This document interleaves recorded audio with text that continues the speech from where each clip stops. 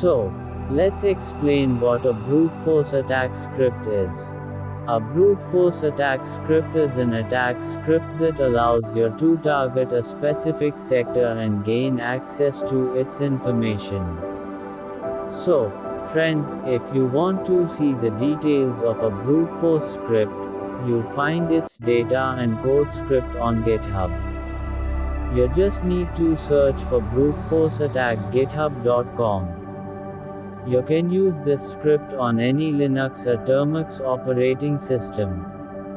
It includes scripts like script coding, script programming, script use, script information gathering, script method, script language, script password, script cracking, script accessing, script faction.